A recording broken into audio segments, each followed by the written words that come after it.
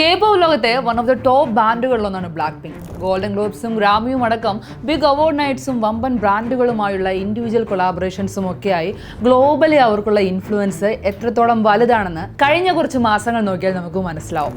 ഈ നേട്ടങ്ങൾക്കിടയിലും നിരവധി വിമർശനങ്ങളും ഗോസിപ്പുകളും ഒക്കെ അവർ തേടി വരാറുണ്ട്. അത് പിന്നെ സ്വാഭാവികമാണല്ലോ. എന്നാൽ ബ്ലാക്ക് പിങ്ക് മെമ്പേഴ്സിൽ ജീസു ആണ് കൂടുതൽ വിമർശിക്കപ്പെടാറുള്ളതെന്ന് തോന്നിയിട്ടുണ്ട്. ബ്ലാക്ക് പിങ്കിന്റെ ലേറ്റസ്റ്റ് ആൽബമായ ഗോയിൽ ജീസുവിന്റെ സ്ക്രീൻ സ്പേസിനെയും അതിന്റെ ടൈമിനെയൊക്കെ പറ്റി വലിയ ചർച്ചകൾ നടന്നിരുന്നല്ലോ.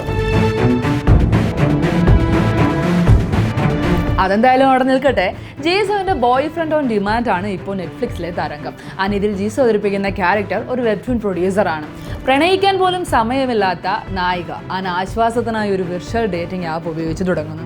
ഇതിൽ ഏറ്റവും വലിയ ഹൈലൈറ്റ് ആപ്പിലെ ബോയ് ഫ്രണ്ട്സായി വരുന്ന ഗസ്റ്റ് റോളുകളാണ്. കൊറിയൻ ഇൻഡസ്ട്രിയിലെ വമ്പൻ സ്റ്റാറുകൾ ഓരോ എപ്പിസോഡ്സിലും അതിഥികളായി വരുന്നത് ആരാധകരെ ശരിക്കും ഞെട്ടിച്ചിട്ടുണ്ട്. പക്ഷേ തൻ്റെ റിയൽ ലൈഫിലെ സ്ലോ ബേൺ റൊമാൻസും വിർച്വൽ പ്രണയം തമ്മിൽ നായിക എങ്ങനെ ബാലൻസ് ചെയ്യുന്നു എന്നതാണ് സീരീസിനെ മുന്നോട്ട് കൊണ്ടുപോകുന്നത്.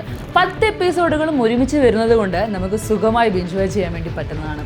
പാട്ട് മാത്രമല്ല, അഭിനയം തനിക്ക് വഴങ്ങുമെന്ന് ജീസു തെളിയിക്കുമ്പോഴും ചിലർ താരത്തെ അനാവശ്യമായി ടാർഗറ്റ് ചെയ്യുന്നുണ്ടെന്ന് ആരാധകർ പറയുന്നു. സത്യത്തിൽ ഇതൊരു വിമർശനത്തിനപ്പുറം ഒരുതരം ഹേറ്റ് ആയിട്ടാണ് എനിക്ക് ഫീൽ ചെയ്തിട്ടുള്ളത്. നിങ്ങൾക്ക് അങ്ങനെ തോന്നിയിട്ടുണ്ടോ?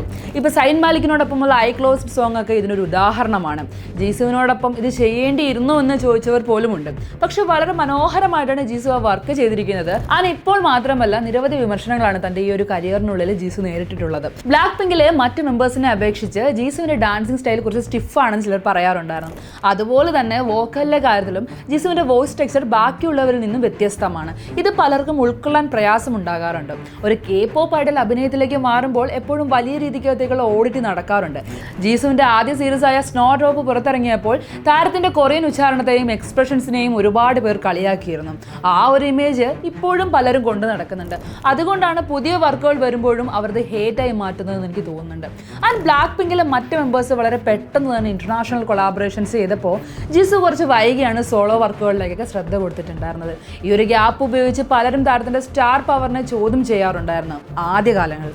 സ്ക്രീൻ ടൈം കുറയുന്നതും വരികൾ കുറയുന്നതും ഒക്കെ ജീസുവിന്റെ കുഴപ്പമാണെന്ന് വരുത്തി തീർക്കാൻ ഒരു വിഭാഗം ആളുകൾ എപ്പോഴും ശ്രമിക്കാറുണ്ടെന്ന് എനിക്ക് പേഴ്സണലി ഫീൽ ചെയ്തിട്ടുണ്ട്. എന്തായിരിക്കും ജീസുവിനോടുള്ള ഒരു ഹേറ്റിന് കാരണം? നിങ്ങൾക്ക് എന്താണ് തോന്നുന്നത്? ജീസുവിന്റെ പുതിയ നെറ്റ്ഫ്ലിക്സ് സീരീസ് നിങ്ങൾ കണ്ടിരുന്നോ? കണ്ടവർ അഭിപ്രായം പറയാൻ മറക്കണ്ട. പുതിയ വീഡിയോസൊക്കെ ആയിട്ട് വീണ്ടും വരാം. സോ അതുവരെ ബൈ ബൈ.